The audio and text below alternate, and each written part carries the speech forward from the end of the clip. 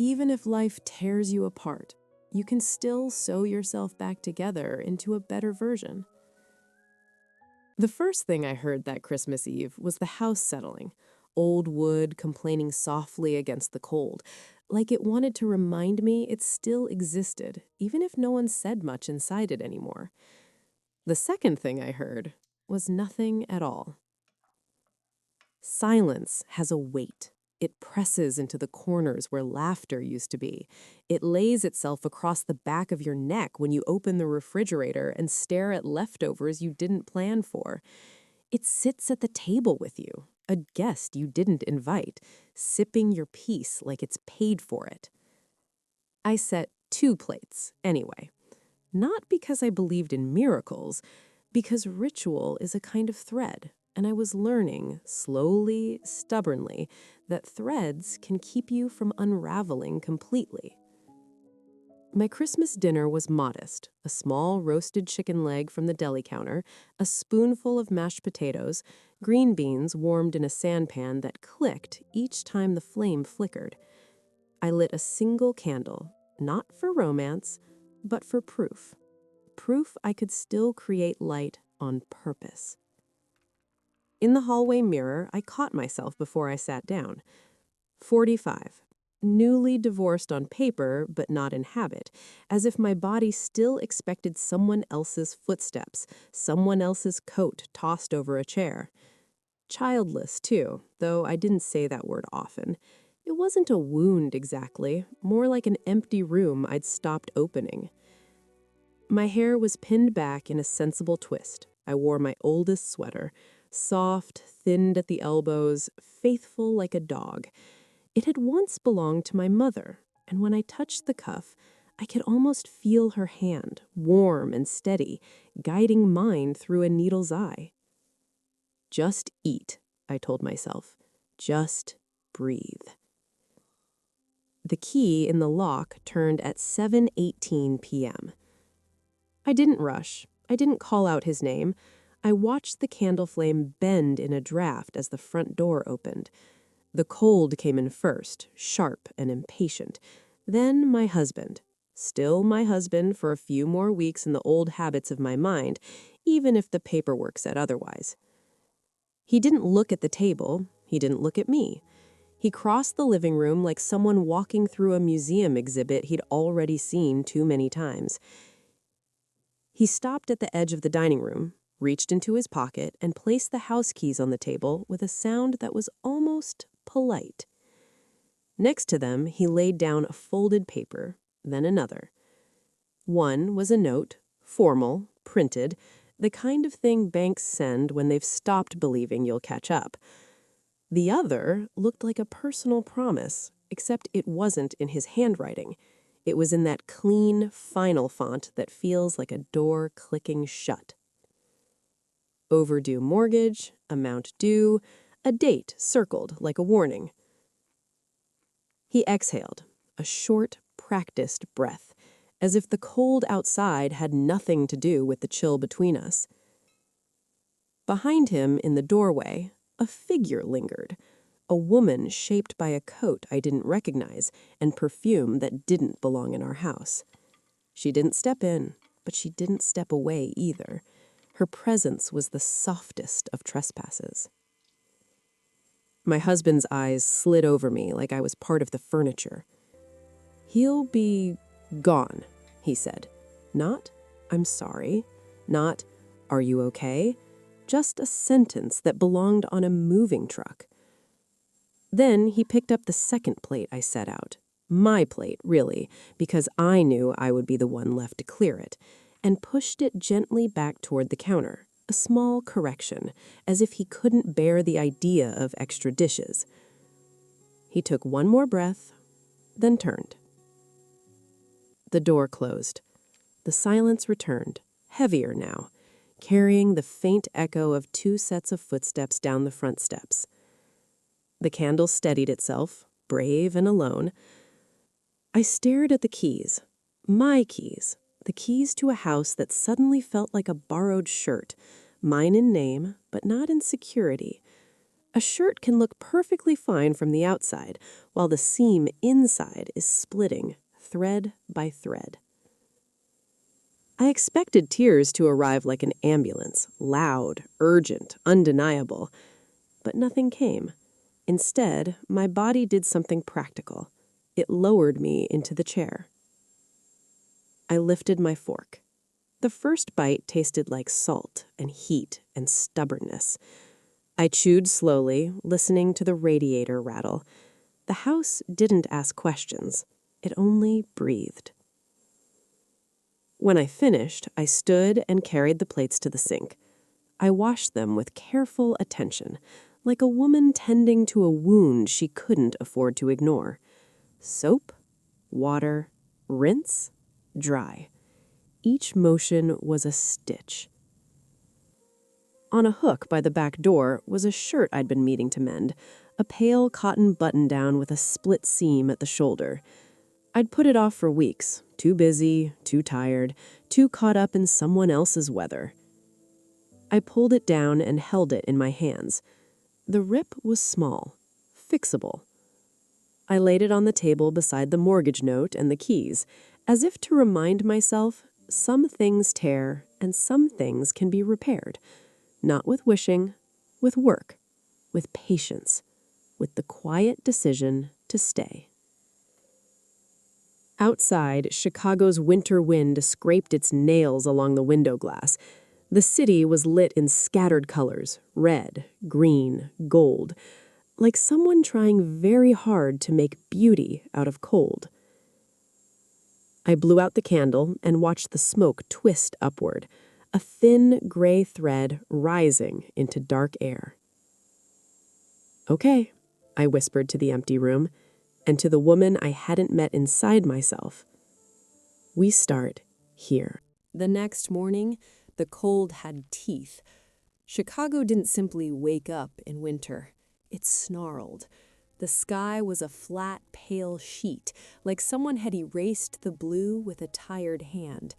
Snow clung to the ledges outside my windows and piled into corners on the sidewalk, as if the city had been quietly collecting itself all night. Inside, the house felt too big for one person's breath. I stood in the kitchen holding the overdue mortgage notice, then set it down as if it might bite. The paper wasn't heavy, but it carried weight anyway, an invisible pressure against my ribs. In the same stack lay the electricity bill. I didn't have to open it to know the numbers had grown bold. I had always believed that if you worked hard and stayed sensible, life would meet you halfway. But that belief was starting to feel like a sweater that had stretched out at the cuffs, still recognizable, but no longer fitting the world the way it used to. I walked into the bedroom and opened the closet. The air smelled like cedar and old perfume, like a past that hadn't realized it was over. Most of the hangers were empty now. That had been the deal. Divide what was easy to count and leave the rest to the quiet arguments no one wanted to have. I had kept the practical things, kitchenware, a lamp, linens, the boxes of paperwork that would someday prove I had existed here. But there was one thing I had kept that wasn't practical at all: my camel-colored cashmere coat. I slid it from the hanger carefully, the way you lift a baby from sleep. The coat was warm and elegant, a shade that made even a gray day seem lighter. The fabric had a softness that wasn't fragile. It was refined, like a woman who didn't need to announce her strength.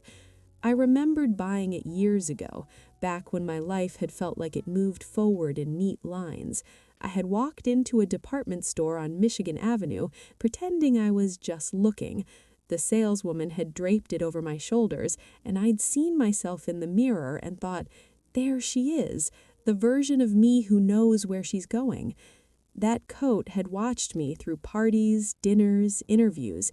It had sat across the back of chairs while I talked about plans. It had hung in hotel closets during conferences. It had been present in my life the way certain music is, always in the background, always reminding you who you once believed you were. Now it was my last treasure, and I was about to sell it. I dressed in layers beneath it. My mother's old sweater, a scarf that had pilled with time, gloves that didn't match.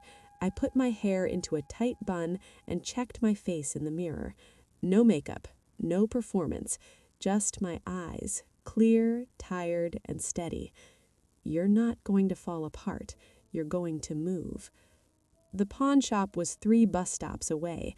I could have taken the train, but the idea of standing underground with my thoughts felt worse than walking through the wind. Walking, at least, gave my fear somewhere to go. I locked the door behind me and stepped into the cold. The first inhale hit my lungs like a sharp lesson. The second inhale proved I could endure it. The sidewalk was a mix of ice and slush, and every step required attention. Cars moved cautiously, their tires making that soft, wet hush against the snow. Somewhere, a siren wailed, distant enough to be part of the city's normal heartbeat. As I walked, the coat did its job. It held warmth close to my body like a promise.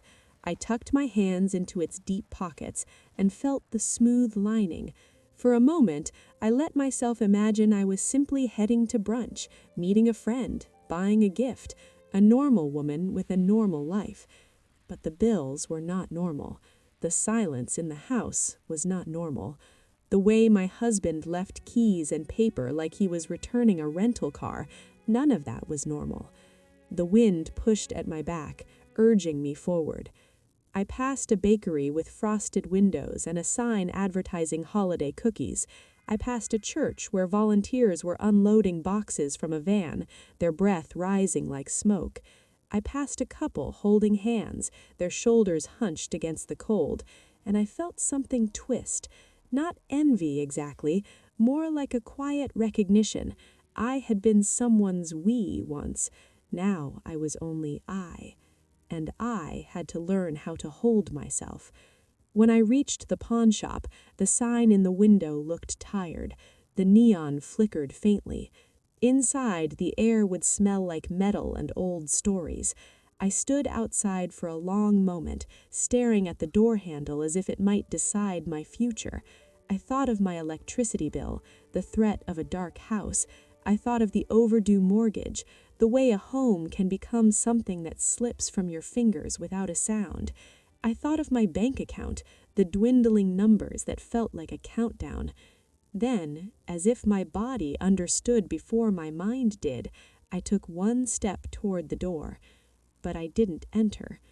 Because across the street, near a bus shelter, something moved in the snow, small and hunched, almost blending into the white. A woman. She was sitting on the ground, her back pressed against the glass of the shelter. Her coat was too thin, and her hair was tucked beneath a knit cap that looked damp. In her arms, she held something close to her chest. At first, I thought it was a bundle of rags. Then it shifted, and I saw a small dog, tiny, trembling, its ears flattened against its head. The woman's arms tightened around it, her fingers rubbing its back with a tenderness that looked almost painful in the cold. I looked away instinctively. Not because I didn't care, because caring felt expensive, because my own life was already cracking, and I didn't know if I had anything left to give. I told myself, you're on your way to solve your problem. You can't fix every problem. I took another step toward the pawn shop door. The dog made a sound, not a loud bark, just a soft, strained little noise that carried across the street like a thread pulled tight. I turned again, and the dog looked straight at me. Its eyes were dark and steady, not begging, not dramatic, just present, like it had recognized something in me, the same thin line between holding on and slipping. In that moment, I understood something that made my stomach drop. That coat wasn't just a coat, it was my warmth, my shield, my last piece of before. And the woman across the street, she didn't have even that. My hands stayed in my pockets, fingers curled into the lining as if the coat might anchor me. I could feel my pulse in my throat. The city around me blurred into sound, passing cars, distant voices, the wind's long exhale. I stood there, divided down the middle. The pawn shop door was inches away, the bus shelter was across the street, and somewhere inside my chest a quiet seam began to split, one side made of fear, the other made of grace. I didn't know it yet, but I was about to make a choice that would change everything. Not because it would make me rich, because it would make me real. The moment I stepped off the curb, the wind cut through me like a sharp opinion. Snow had started falling again. Not the soft, pretty kind you see in holiday movies, but a steady, dry scatter that stung when it hit your cheeks. The traffic light flashed its warning hand, and for a second I hesitated, caught between common sense and something deeper that didn't use words. Across the street, the woman's shoulders shook, not from sobbing, I realized, but from the kind of cold that makes your bones feel hollow. She tightened her arms around the little dog, and the dog's head lifted just enough to look at me again. It wasn't a dramatic look. It was simple, direct, like a stitch holding two torn edges together.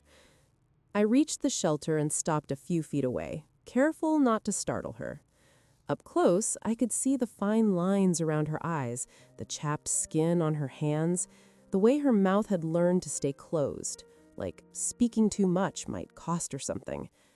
The dog was smaller than I thought, a little scruff of fur, maybe a terrier mix, shivering so hard its whole body seemed to vibrate.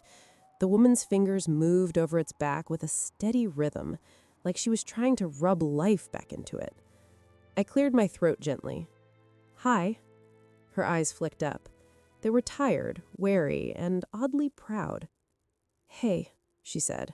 One word, thin as paper. I swallowed.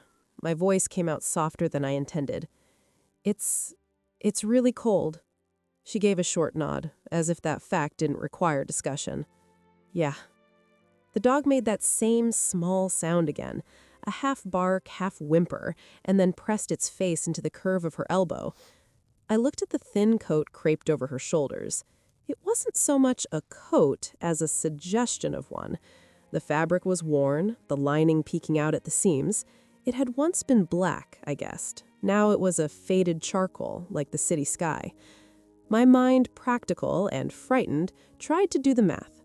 Electricity bill, mortgage notice, pawn shop, cashmere coat, warmth. I could feel the coat around my shoulders like a living thing. It held me the way a good memory does, close, certain.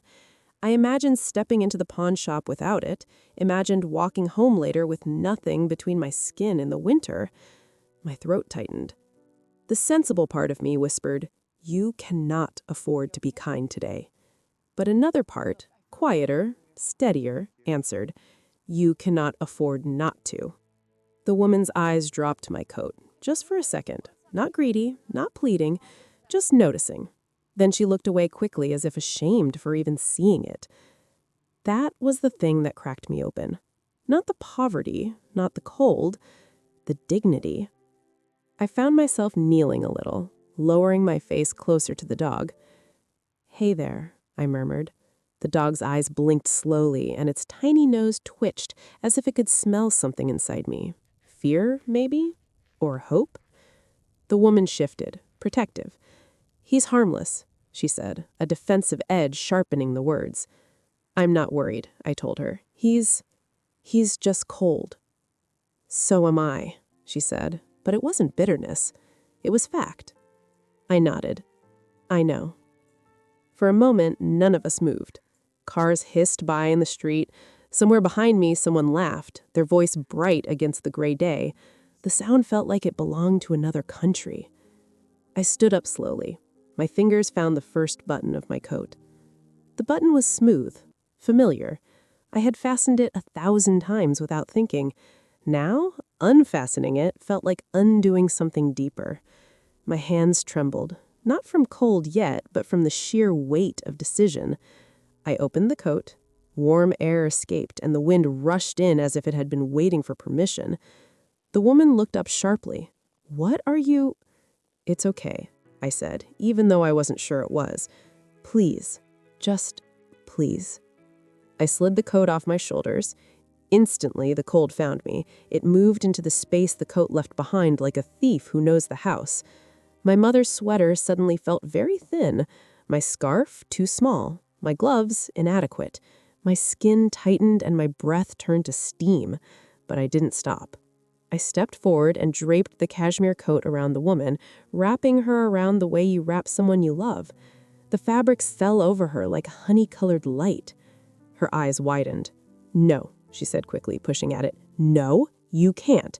That's too—" "I can," I cut in gently. "I'm choosing to." Her hands paused. They hovered over the coat as if she didn't trust it to be real. The dog burrowed immediately into the warmth, halfway disappearing beneath the cashmere. Its shivering slowed, and its eyes softened, lids fluttering like it was remembering what comfort felt like. The woman stared at me, stunned. "Why?" Her voice cracked on the word. I didn't have a polished answer. I didn't have a speech. I only had truth, and truth is often plain. "Because I know that look," I said, nodding towards the dog, "the one that says, 'I'm trying so hard to hold on.'" Her throat moved as she swallowed. For a moment, I thought she might cry, but she didn't. Instead, her chin lifted, stubborn and proud.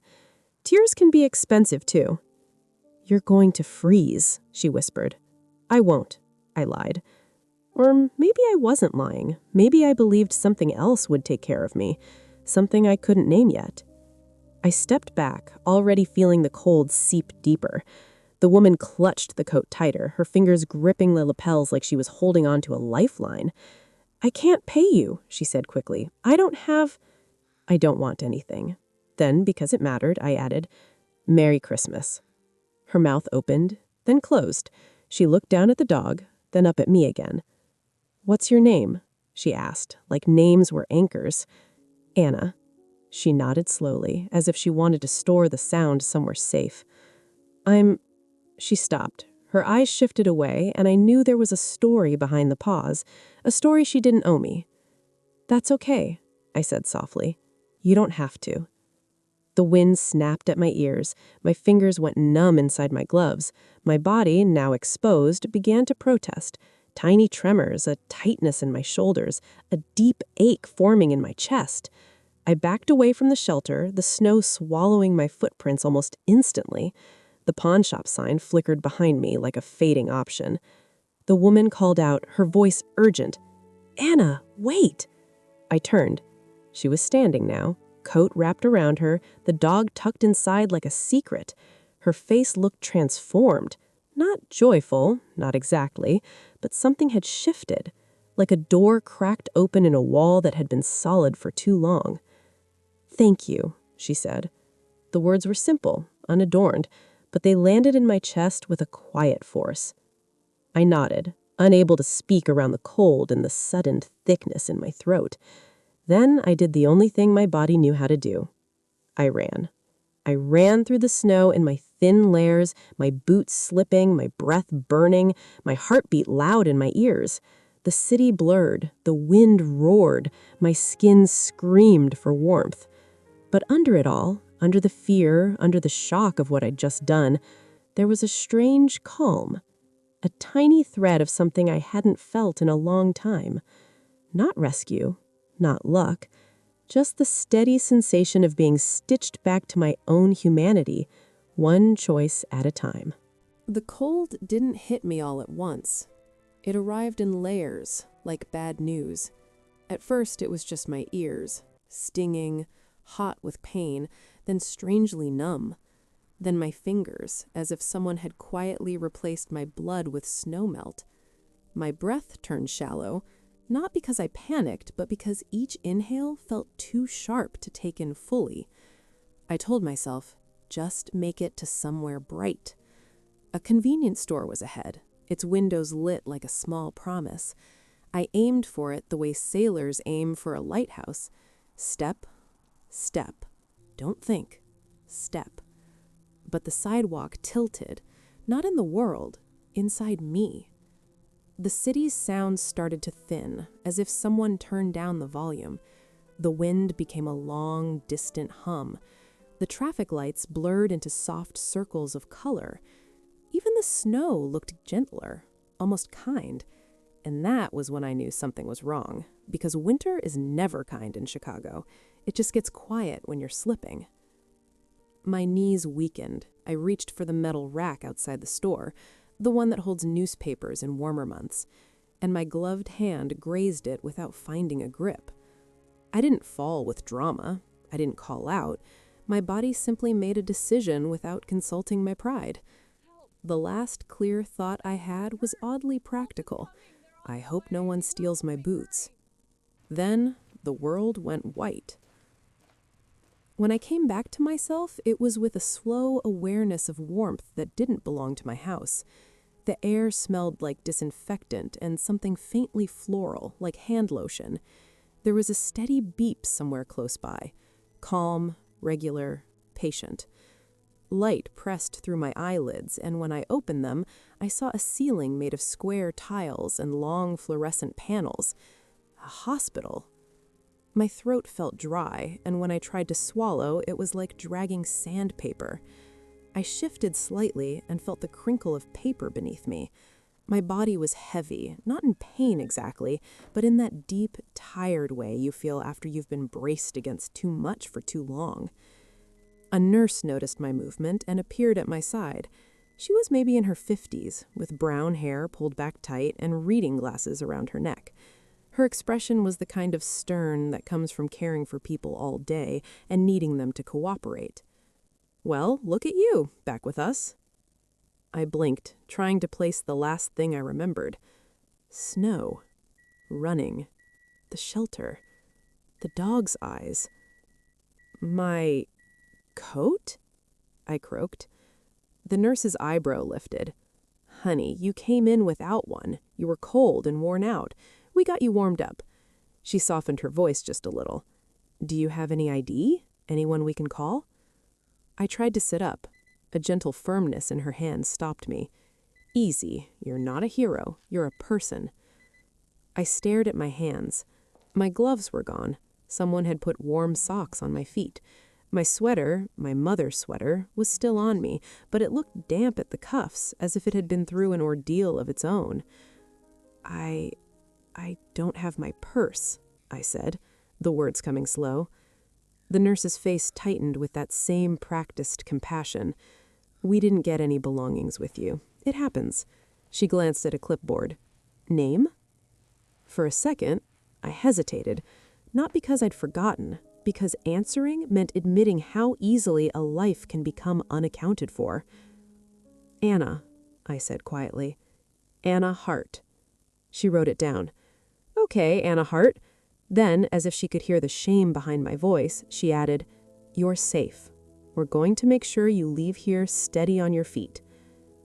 Safe. The word landed in me like a blanket, and to my surprise, my eyes burned. Not with tears that spilled, but with something close to them. Relief, maybe, or the simple shock of kindness when you're running low.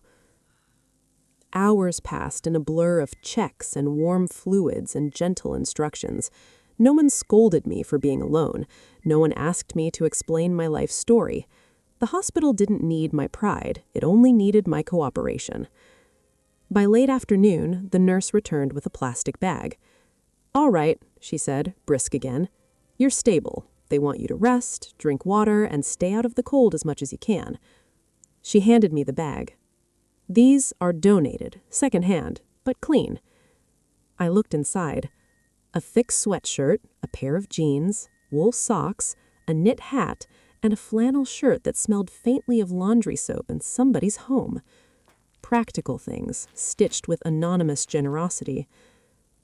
"Thank you," I said, my voice steadier now. She studied me for a moment, like she was deciding how much truth I could hold. "You need a place to go?" "My house," I answered automatically, and then the word house tasted strange, like something I was borrowing from my own past. She nodded as if she'd heard that kind of answer before. "All right, get dressed. And before you go," She reached into the bag, rummaged, and pulled out a small rectangle of plastic. A library card. It was worn at the edges, the way cards get when they've lived in pockets and wallets, when they've been used often and trusted. Across the front was a name in bold letters, Sarah Morgan. The nurse frowned. This was tucked in the sweatshirt pocket. Not yours, I'm guessing. I stared at the card as if it were a message floated to shore. No, I said, not mine. Then maybe you should return it? She said, as if it were the simplest thing in the world. Libraries matter. They help people start over. I held the card between my fingers. It was light, ordinary, and yet it felt like a needle placed gently in my palm. A tool. A possibility. I tucked it carefully into my sweater pocket, close to my heart, like a thread I wasn't ready to pull yet. When I stepped outside the hospital doors, the cold hit me again, but this time I wasn't empty-handed. I had clothes that weren't mine, warmth that had been given, and a small card with a stranger's name. And somewhere deep inside, a quiet, stubborn thought rose up. Maybe the thing I lost today wasn't just a coat. Maybe it was the version of me who kept walking past the places where my life was waiting to begin. I didn't go home. Not right away. Home had become a word that pointed to a building, not a feeling. A place where the air still held the outline of someone who had stopped caring. A place with bills stacked like quiet threats and rooms that echoed when I walked through them. So I stood on the hospital sidewalk in my donated layers, my breath turning to fog, and I made a different kind of choice. I followed the library card. The nearest branch wasn't far, one of those sturdy Chicago buildings that look like they've survived every kind of weather, including the emotional kind. The brick was dark with winter damp, and the windows glowed faintly, warm and steady, as if books could heat a city all by themselves. When I pushed through the doors, the air changed immediately. Not just warmer, softer. The hush inside a library is different from silence at home. At home, silence is absence. Here, it's presence. People breathing quietly, turning pages, typing, learning, rebuilding. I walked up to the front desk, the card tucked between my fingers like an apology. A librarian with silver hair and a cardigan looked up. Her name tag read Marianne. She offered a small smile, the kind you give when you've seen 100 different kinds of hard days and you don't judge any of them. "Can I help you?" she asked. "Yes," I said, and my voice sounded steadier than I felt. "I found this. I think it belongs to someone." I slid the card across the counter. Sarah Morgan. Marianne's expression shifted. Not alarm, recognition. "Oh," she murmured, "we've had a bit of commotion about that card." My brow furrowed. Commotion? Before she could answer, the security gate near the entrance beeped softly, someone moving in a hurry, catching attention without meaning to. I turned and saw an elegant woman in a long, dark coat, her hair neatly pinned, cheeks flushed from the cold. She wasn't the kind of woman you'd expect to be frantic. She carried herself like someone used to being listened to, like someone whose time had always been respected. But right now, she looked unstitched, as if something important had slipped through her fingers and she didn't know how to hold herself together without it. Her eyes darted towards the trash receptacle near the front, one of those tall gray bins meant for old flyers and scrap paper. She went to it immediately and began searching with swift, contained movements, as if she hoped no one would notice. Marianne sighed under her breath. "That's her," she said quietly. The woman's hands moved through crumpled receipts and paper wrappers, her mouth set in a line so firm it was almost painful. There was no performance in her urgency, just a simple, desperate need. I didn't know why, but my feet carried me towards her before my thoughts caught up. "Excuse me," I said gently. She froze. Her head lifted. Up close, her face was striking, Not in a glamorous way, but in a composed way. Intelligent eyes, a fine line between her brows like a seam pulled too tight. Her gaze flicked to my hands. I held out the library card. "I think you're looking for this," I said. For a second, she didn't move. Then her shoulders dropped just a fraction, like someone finally setting down something heavy. She reached for it with such care it startled me, as if it could break. "Yes," she breathed. "Yes, I—" Her voice caught. She cleared her throat quickly, but I had already seen the crack. "Thank you." Marianne approached, relief in her posture. "Miss Morgan, I told you we'd keep an eye out."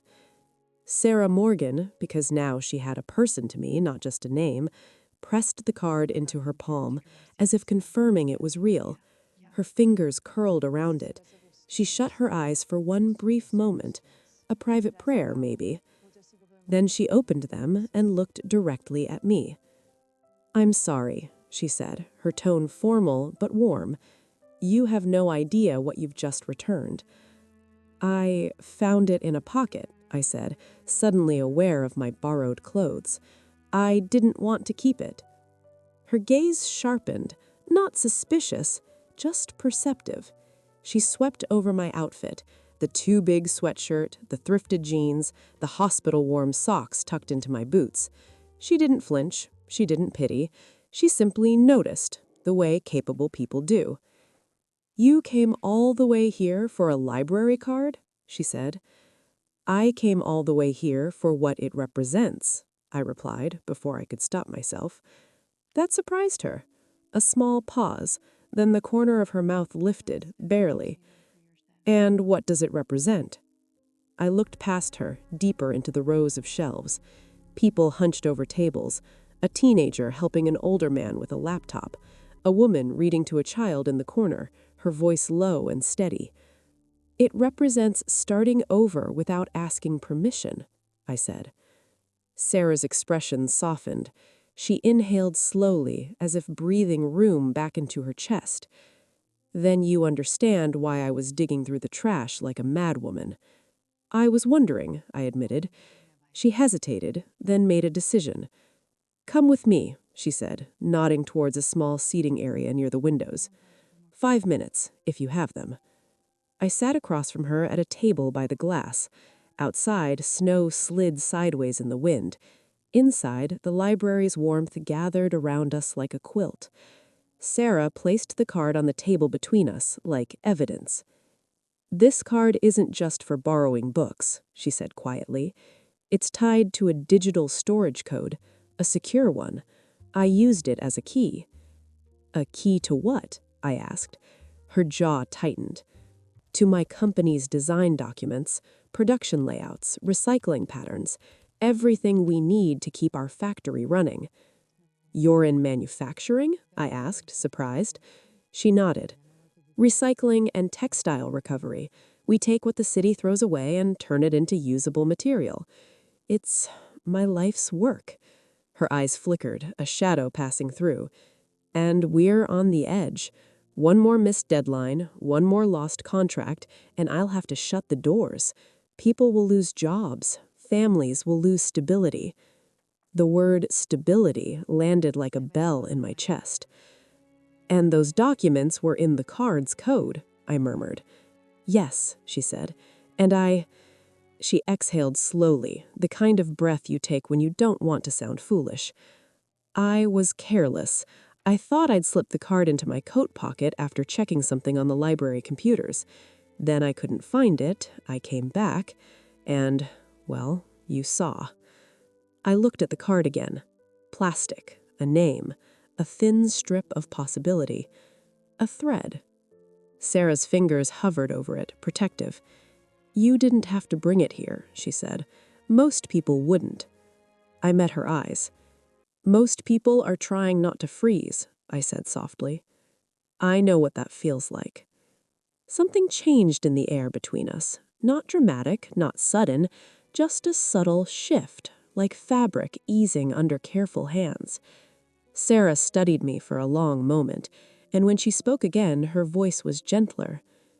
"What's your name?" she asked. "Anna." She repeated it quietly, as if testing the sound for strength.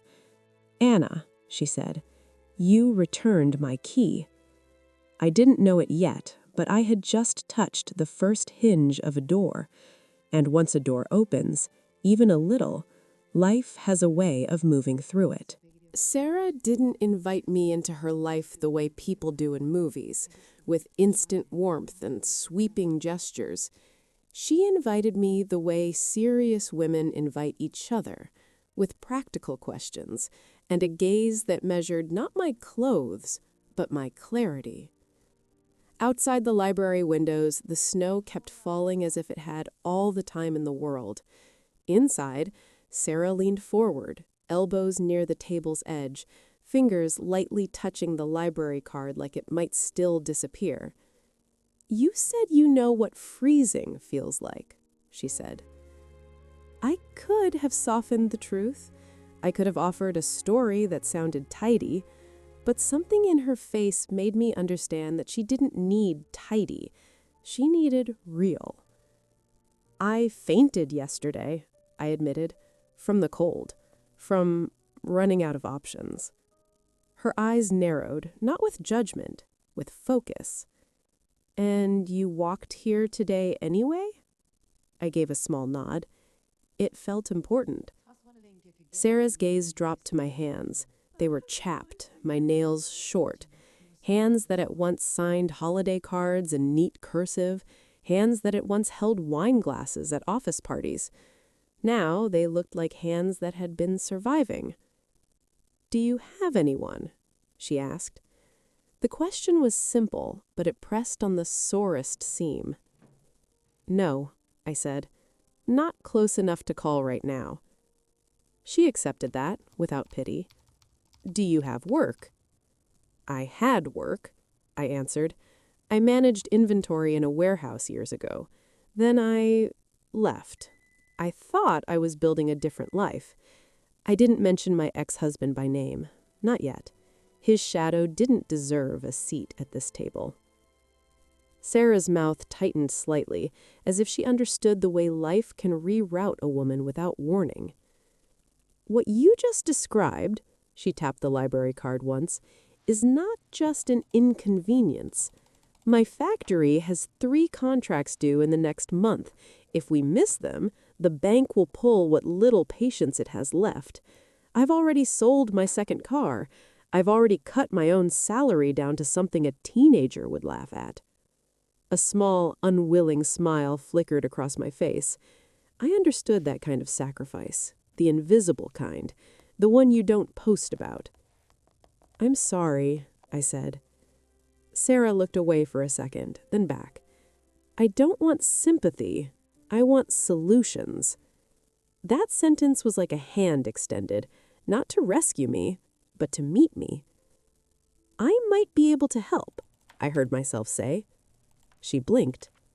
"How?" I reached for the card again, careful not to touch her fingers. "You said it's tied to a digital storage code. What kind? A server? A cloud account? A restricted portal?" Her eyebrows lifted slightly. "You know those words." "I know systems. Warehouses are systems.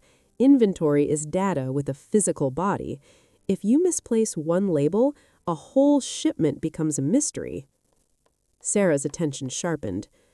"The documents were stored in a secure folder accessed through a code tied to that card. When the card went missing, I panicked. I thought someone could access it." "Did you cancel the access?" I asked. Her lips parted. "I tried, but I was so flustered. The interface is not friendly." I nodded slowly. "Then the problem might not be theft. It might be organization." Sarah's posture stiffened. "You think I'm disorganized?" I shook my head quickly. "No, I think you're overwhelmed. There's a difference." Something eased in her shoulders at that. Marianne, the librarian, came over just then with a quiet smile. "Miss Morgan, if you need a private computer station, we can arrange that," she offered. Sarah thanked her and turned back to me. "Can you come?" she asked. Not as a plea, as a professional question. Yes, I said, and surprised myself with the certainty. Marianne led us to a small office-like room with 2 computers and a door that closed softly. Sarah sat down like someone preparing for a high-stakes meeting. She slid the card across the desk to me. Trust made tangible. I typed carefully, asked Sarah questions as I went, not to test her, but to map the system. Username? Backup email?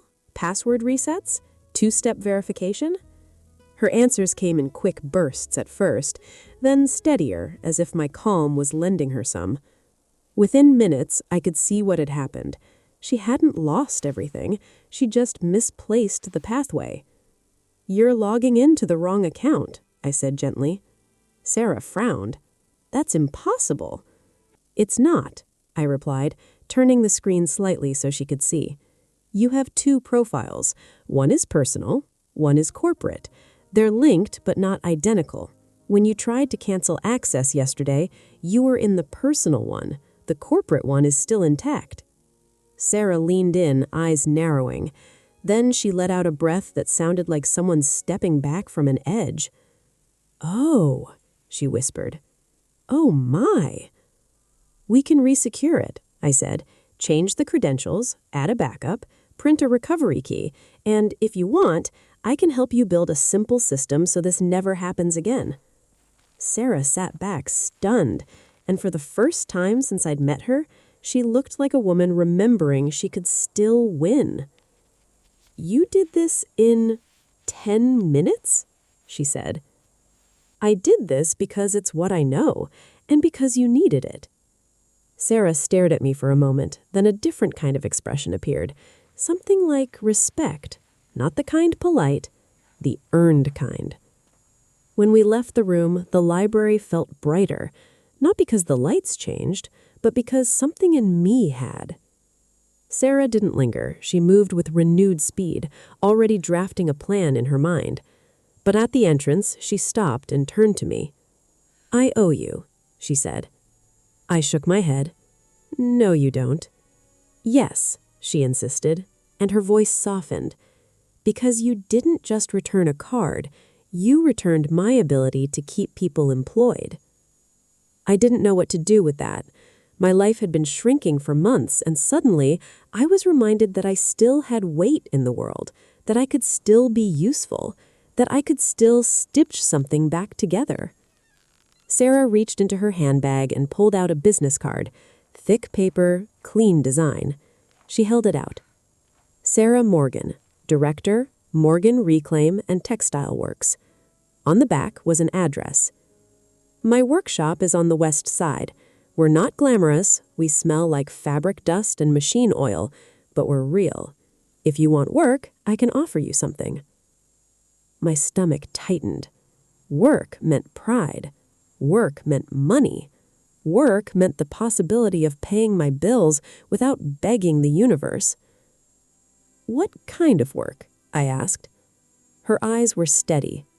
Cleaning to start, organizing, anything that keeps the place running.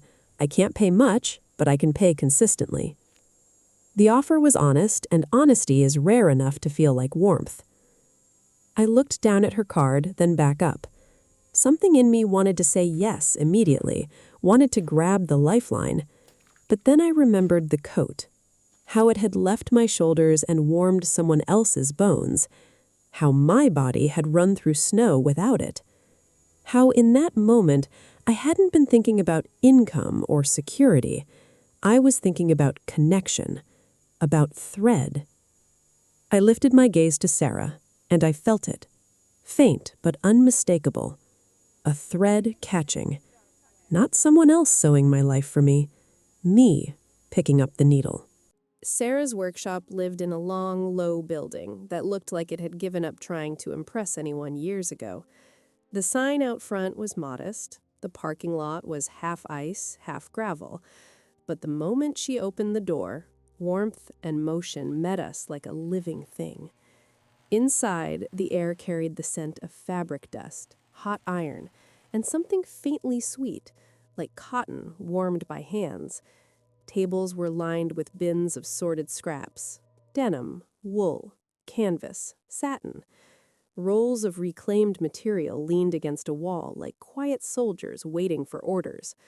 Sewing machines sat in neat rows, their metal bodies catching the overhead light. Women moved through the space with purpose. Some cut patterns, some stitched, some pressed seams. A few were laughing softly as they worked, as if they were sharing a secret. We're building ourselves back. Sarah walked me through it all without ceremony. This is where the city's cast-offs come to be useful again, she said, her voice steadier here, grounded. We make uniforms, tote bags, work aprons, safety vests. We do custom runs for companies that like the story behind the product. She stopped at a shelf stacked with finished pieces, simple, strong designs. We're not selling fantasy, she said. We're selling function. I nodded. Function had saved me before. Function could save me again. Over the next days, I showed up early and stayed late. At first, I did what needed doing: organizing, labeling, sweeping. Not because I'd accepted the cleaning job Sarah offered, but because you don't walk into a place like this and refuse to be useful. Then, at night, when the workshop quieted and most of the women went home, I drifted toward the fabric scraps like they were calling me. Sarah noticed. "You keep staring at the remnants," she said one evening, coming up beside me. "They're not remnants, they're inventory." Her mouth twitched, almost amused. "Is that what you call them?" "It's what they are. They have value. They just need a system." Sarah's eyes warmed. "Then make one." That was how she mentored, by handing you responsibility and watching what you did with it. I didn't own a sewing machine. I barely remembered how to thread a needle. But I watched the other women. I asked questions. I practiced on scraps so small they felt like apologies. My first seams were crooked, my first hems puckered, but something in my hands remembered the old wisdom. You don't get straight lines without patience. And patience I had. One afternoon, a delivery truck backed into the loading bay. The driver carried in boxes stamped with a sleek logo, a real estate company name in clean black letters. Sarah's shoulders lifted with a rare kind of relief. "Finally," she murmured, "this order keeps us afloat through January." The women gathered around, curious. Contracts in winter meant heat stayed on.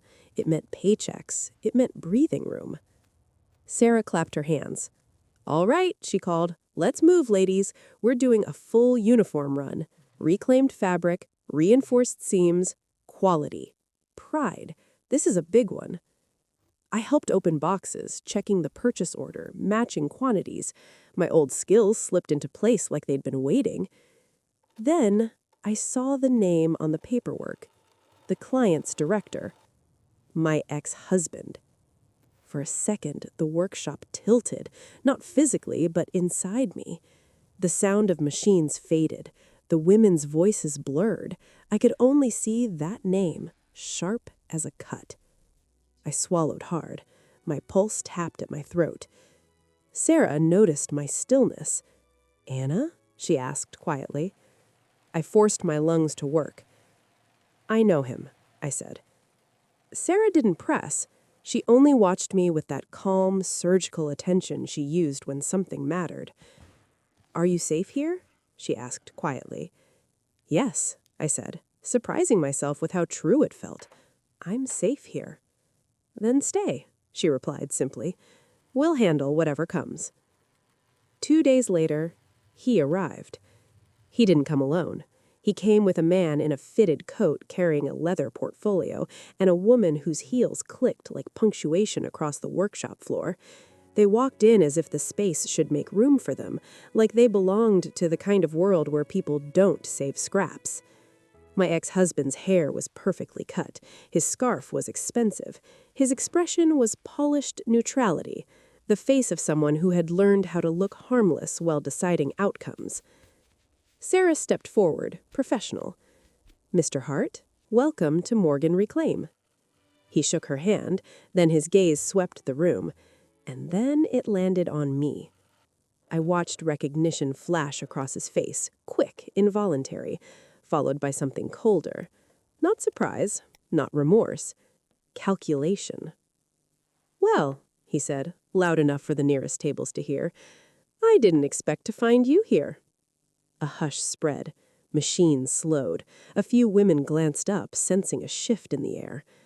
I set down the box I was holding, carefully. My hands wanted to shake. I refused to give them the satisfaction. Sarah's voice stayed even. "Anna works with us." He let out a soft laugh that carried no warmth. "Does she?" His eyes slid over my borrowed flannel and my plain boots. "You've adjusted." There are insults that shout and insults that smile. This was the second kind. My cheeks heated, but I held my chin level. I didn't speak because anything I said would be for him, not for me. He turned to Sarah, still smiling. "I need to be very clear," he said. "Our company expects reliable partners, reputable ones." Sarah didn't blink. "We deliver quality. Our track record speaks for itself." "Yes," he said, "but reputations are fragile." His voice softened, falsely considerate. "If I hear that you're employing unstable personnel, it raises questions." I felt the word like a flap, even though he hadn't raised his hand. Unstable. A tidy label to pin on a woman who didn't behave the way he preferred. Sarah's posture didn't change, but I saw her fingers curl slightly at her side. "Anna's contributions have been valuable," she said. He leaned in a fraction. "Then you're taking a risk." His gaze flicked back to me, and his smile sharpened. "Some people have a talent for making messes." I took a slow breath. A thread inside me pulled tight, not the old thread of pleading or begging to be treated fairly. This was different. This was the thread of restraint, the kind strong women use to keep themselves from unraveling in public. Sarah's voice turned crisp. "Mr. Hart, if you're here to review the order, we can do that. If you're here to comment on my staff, we're finished." He straightened, his eyes narrowing for the first time. "I can take my business elsewhere," he warned, as if money were the only power that existed. Sarah held his gaze. "You're free to choose," she said. "So am I." He paused, then smiled again, thin, controlled. "We'll see," he said, and turned toward the door. As he walked out, he glanced back once more at me, like he wanted the last stitch to be his. But I didn't look away, because while he believed he was tugging at my seams, I could feel something else forming beneath the surface, something stronger than shame. A plan. Not revenge, not drama. A legal, careful, ethical plan. And for the first time since Christmas Eve, I understood. Some threads don't exist to tie you to the past. Some threads exist to pull you forward. Sarah didn't fire me. That was the first surprise. The second surprise came the next morning when I arrived to find her already in the workshop, coat still on, hair pinned, a cup of coffee untouched beside her like she'd forgotten it existed. She stood over a table scattered with paperwork, contracts, invoices, delivery schedules, her eyes moving the way they do when they're trying to hold a sinking ship above water through sheer will.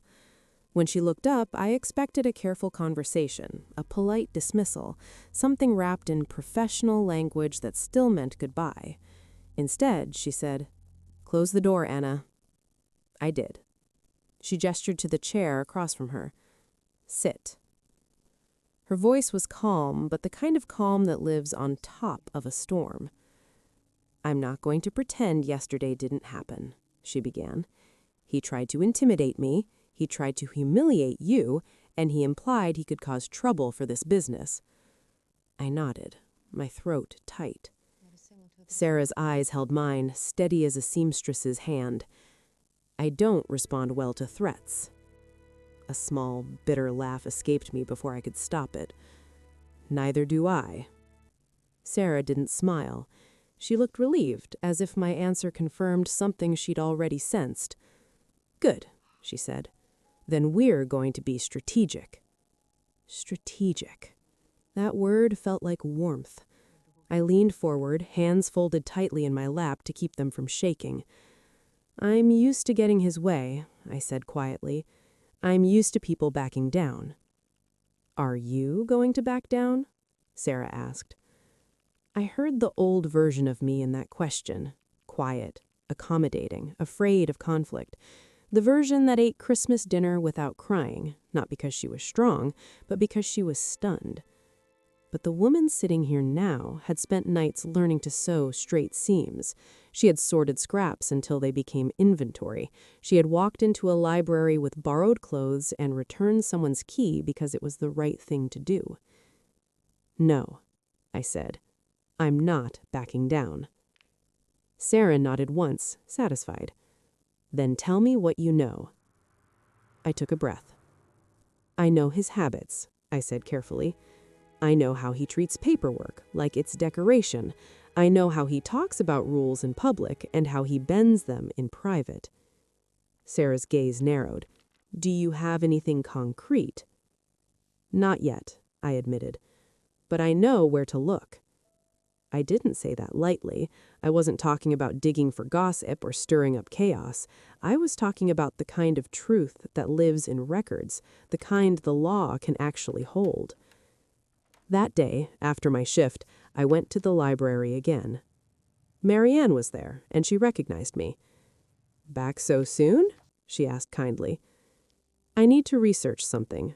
Public records, housing documents, anything related to mortgage filings. Marianne didn't pry. She simply pointed me toward the right terminals and printed a list of resources, city databases, county clerk portals, and, taped to the bulletin board like a quiet lifeline, a flyer for a legal aid clinic that met every Thursday afternoon. I stared at that flyer longer than I meant to. Legal aid. The words felt like a door with a handle I'd been too proud to touch. I sat at the computer and began. I searched slowly, methodically, like inventory. Names, dates, property addresses I knew by heart because I'd once chosen paint colors for those rooms. I found filings, amendments, and entries that didn't line up cleanly. Not dramatic evidence, not a movie moment, just inconsistencies, numbers that didn't match the story I'd been told. My pulse steadied as my mind sharpened. This wasn't about hurting him. This was about protecting myself, legally, ethically, fully within the lines. On Thursday, I attended the legal aid clinic. It was held in a small room off the library's main floor. Folding chairs, a table of pamphlets, 2 volunteer attorneys, and a paralegal, all wearing the tired kindness of people who've seen too many women swallowed by paperwork they didn't create. When it was my turn, I handed over my notes with hands that had finally learned not to tremble. The attorney, a woman with warm eyes and a voice like steady glue, looked through my pages carefully. "You did a lot of work here," she said. "I'm trying to understand what I'm entitled to," I replied, "and what I'm responsible for." She nodded. That's exactly the right approach. We spoke in clean, precise terms. No drama, no revenge. Just rights, responsibilities, and the proper channels for raising concerns. She explained that certain inconsistencies could be reviewed by the appropriate authorities, and that if I wanted to pursue my own case, fair division, proper accounting, rightful shelter, I could do so with support. When I left that room, I felt something I hadn't felt in months. Not victory, clarity. I returned to Sarah's workshop that evening and found her by the cutting table, measuring fabric with a tape held taut between her fingers. She looked up and read my face like a blueprint. "You went," she said. "I did," I answered. "I turned everything over to legal aid." Sarah's shoulders loosened in a way that told me she'd been carrying fear she didn't want to admit. "I didn't threaten him," I said quickly because it mattered. "I didn't contact him at all. I just followed the legal process." Sarah's mouth softened, almost proud. That's how grown women fight. With truth, with paperwork, with patience. Weeks passed. Quiet weeks, heavy with waiting. Then, one afternoon, Sarah received an email and read it twice, her eyes widening. She turned the screen toward me. "Anna," she said softly, "they're reviewing his records." My breath caught, not in triumph, but in the strange grief of realizing how much I had tolerated before I learned I didn't have to. Later, through the proper legal steps, no spectacle, no shouting, I regained rightful control of a portion of what had once been mine, a portion I could use not as a trophy, but as shelter. When Sarah heard what I intended, she reached for my hand and squeezed once, hard. "You're going to turn your pain into a roof," she whispered. I looked around the workshop at the women bent over their work, stitching scraps into strength. "That's the point," I said. "I'm not trying to win against him." I swallowed, feeling the thread inside me pull taut, steady, unbreakable. By the time we planned the recycled fashion show, winter had settled into Chicago like an old grudge, persistent, unglamorous, and impossible to ignore.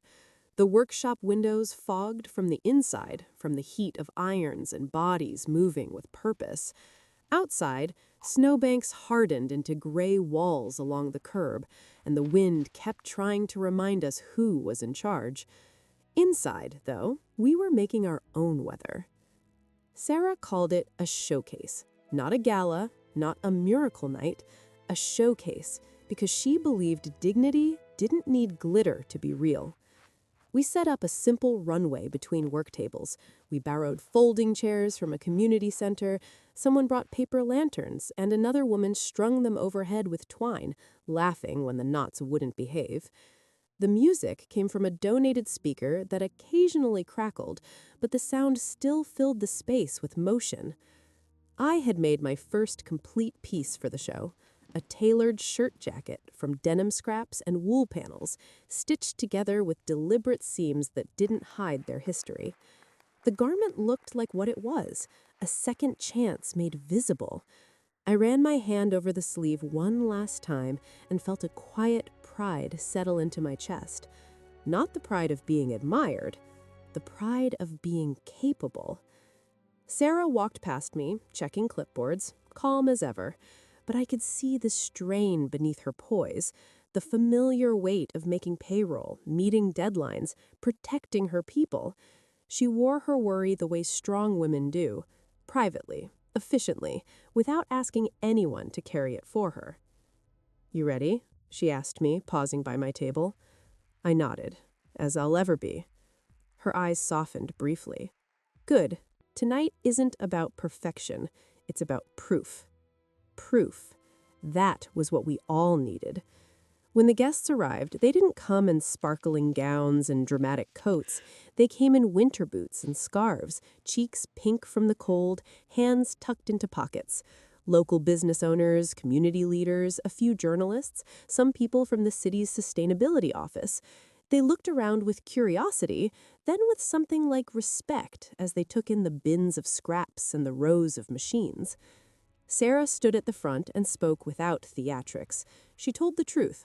This city throws away more fabric than most people can imagine, and women, especially women rebuilding their lives, deserve more than pity. They deserve tools, training, a fair wage, a path forward. I watched faces change as she spoke. People leaned in, people listened, and listening, I was learning, is a kind of investment. The show began. One by one, women walked the runway in pieces they had made themselves. Aprons cut from reclaimed canvas, work jackets stitched from old uniforms, dresses pieced from donated curtains that now moved like something purposeful. There was laughter, gentle, proud laughter. There were quiet tears in the audience, quickly wiped away. When it was my turn to step out, I didn't think about my ex-husband. I didn't think about the mortgage note or the cold that had taken me to the edge. I thought about thread, how it holds, how it mends, how it connects. My boots hit the floor in a steady rhythm. I walked slowly, head high, letting the seams show. I didn't pretend the past hadn't existed. I wore it transformed. When I returned behind the curtain of tables, my hands were shaking, not from fear, but from the release of something that had been trapped inside me for years. Sarah caught my eye and nodded once. Approval without fanfare, the best kind. Then the room shifted.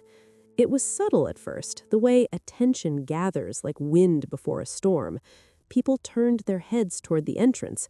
A hush fell, not because someone demanded it, but because something unusual had arrived. A woman entered with 2 assistants and a calm, assured walk. She looked like someone who belonged in boardrooms. She wasn't young, but she was luminous in that way mature women can be when they've learned exactly who they are. Her hair was styled neatly, silver at the edges. Her gloves were leather, her posture straight. And on her shoulders, my breath stopped. A camel-colored cashmere coat. My coat. The room didn't know why my pulse jumped. They only knew the newcomer mattered. Sarah stepped forward to greet her, professional, composed. "Miss Whittaker," Sarah said, surprised but gracious. "Thank you for coming." Miss Whittaker smiled politely, but her eyes weren't on Sarah. They were on the garments, on the women, on the workshop itself, as if she were searching for something she couldn't name. Then her gaze landed on me, and for a strange second, it felt as if the air tightened between us, like a thread pulled taut. I stared at the coat, at the familiar curve of the collar, the way the fabric caught the light. It was unmistakable. My old life draped on someone else's shoulders. I stepped forward without meaning to. "Excuse me," I said softly, voice careful. "That coat, where did you get it?" Miss Whittaker's expression changed, alert, startled, then intensely focused. "This coat?" she asked, her hand lifting to touch the lapel as if confirming it existed. "It was given to someone, and then it was brought to me." My mouth went dry. "Given to someone?" She nodded, her composure thinning at the edges. "A woman, a few weeks ago. She came to one of our offices during a community outreach day. She was wearing this coat, and she said it was the first warm thing she had had in a long time." My knees threatened to soften, but I held steady. "Was she with a small dog?" The assistants behind Miss Whittaker's exchanged a glance. Miss Whittaker's eyes widened, and something raw flickered there. Hope, fear, a long-held ache.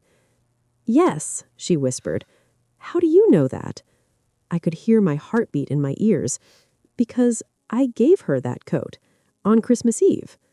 The room fell quiet. Miss Whittaker's lips parted. For a moment she looked like she might lose her balance, not physically, but emotionally, like a woman who has walked for years with a question in her pocket and suddenly feels the answer brushing her fingertips. "She had a dog," I repeated gently, "and she was freezing." Miss Whittaker's eyes filled, but the tears didn't fall. She pressed a hand to her chest as if holding herself together. "My daughter disappeared years ago. We never stopped looking. We never stopped hoping." She swallowed hard. "This coat, this exact coat, was the first solid clue we've had. It led us to her." My breath left me in a slow, shaken exhale. The coat wasn't just warmth. It had become a breadcrumb through the snow. Miss Whittaker stepped closer, her voice softening. "You did more than you know. You changed the direction of a life."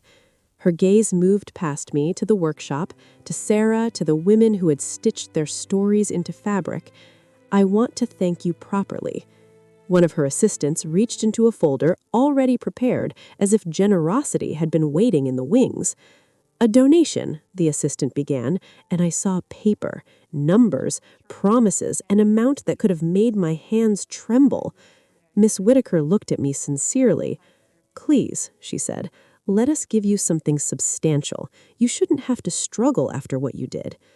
The room held its breath, and inside me, something old tried to rise, the part of me that wanted to be saved, to be carried, to let relief come in the form of someone else's checkbook. But I had learned too much to mistake money for healing. I looked at the coat again, the symbol of my past, now stitched into someone else's reunion, and I understood. Grace doesn't always come back as warmth. Sometimes it comes back as a chance to build a warmer world for others. I lifted my eyes to Miss Whitaker. My voice surprised me how calm it sounded. "Thank you," I said, "but I can't take that." Mrs. Whitaker's expression flickered, first confusion, then concern, as if she worried I didn't understand what was being offered. Around us, the workshop felt suspended in a soft, collective inhale. Even the machines seemed to hush in respect. Her assistant held the folder midair, waiting for my gratitude to turn into acceptance. I looked at the numbers on the paper without really seeing them. Money has a way of trying to become a story. Here is the moment everything changes. Here is the rescue. Here is the shortcut. But I had learned that shortcuts can become traps, and rescue, real rescue, rarely arrives dressed as a blessing. Real rescue looks like a woman sitting in a library asking questions. It looks like legal aid, patient and precise. It looks like late nights with crooked seams until your hands learn their own strength. I met Mrs. Whitaker's gaze.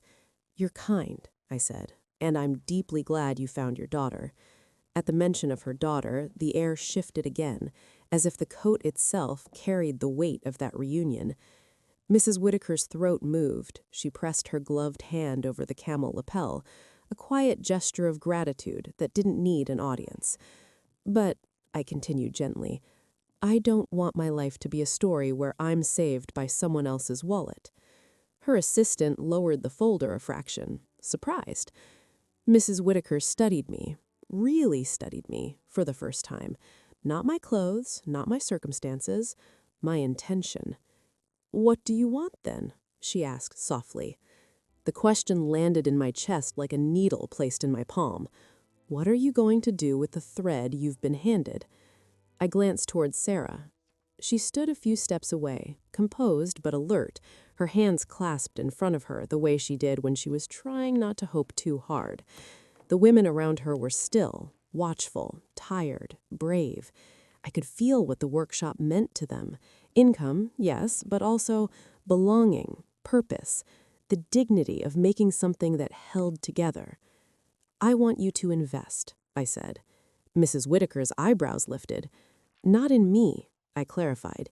"In this, in Sarah's workshop." A murmur moved through the room like wind through winter branches. Sarah's head tilted slightly, as if she hadn't heard correctly.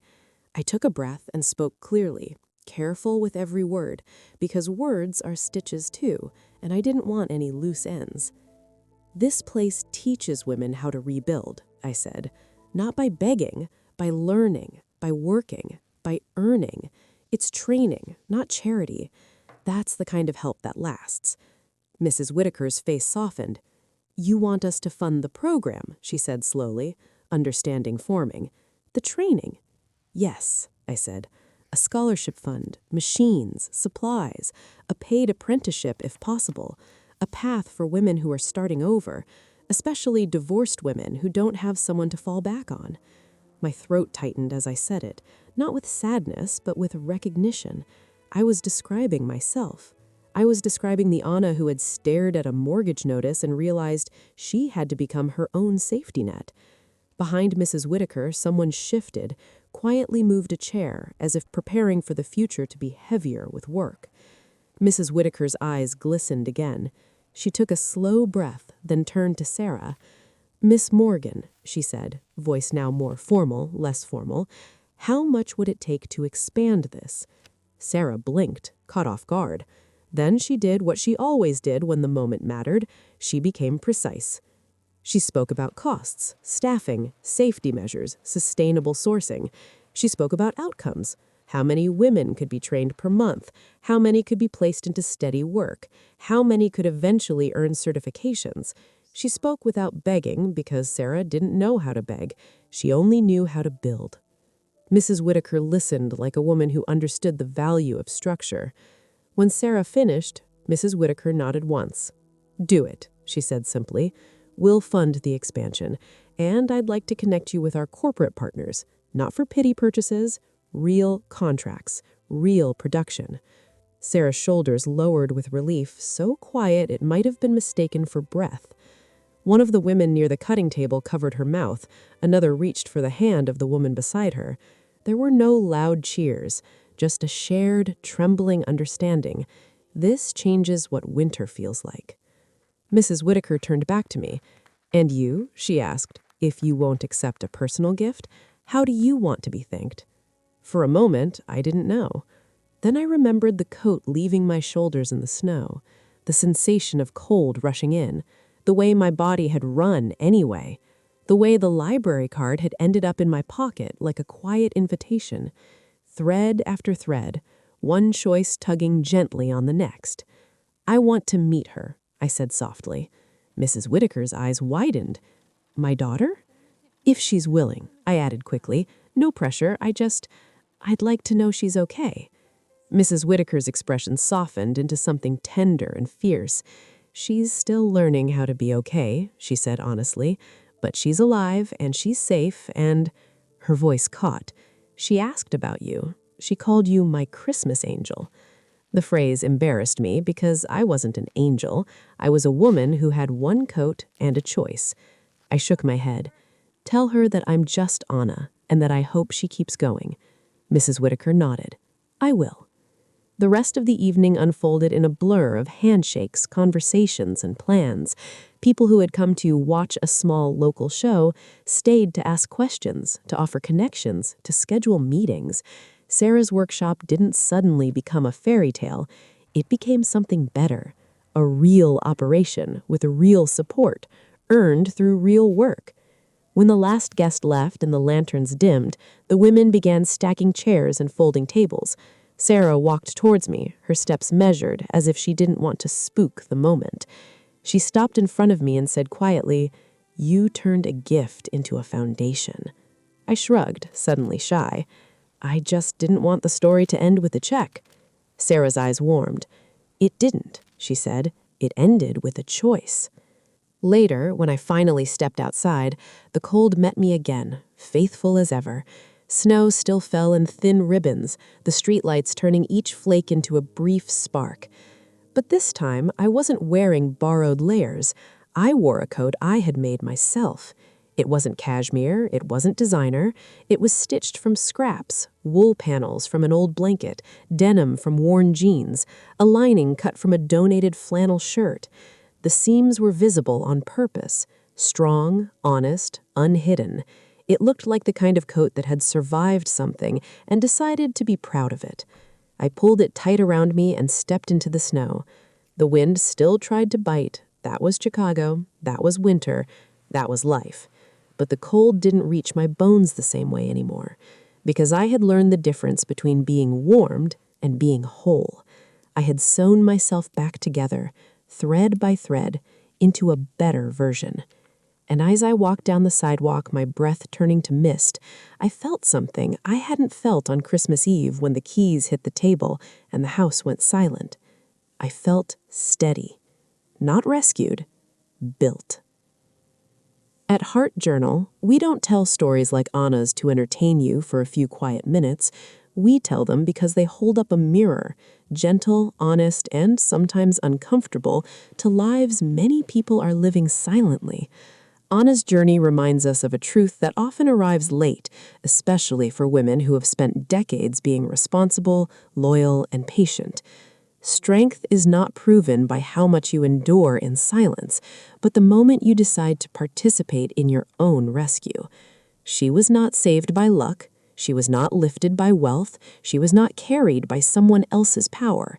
She chose knowledge over panic, process over revenge, community over isolation, and dignity over dependency.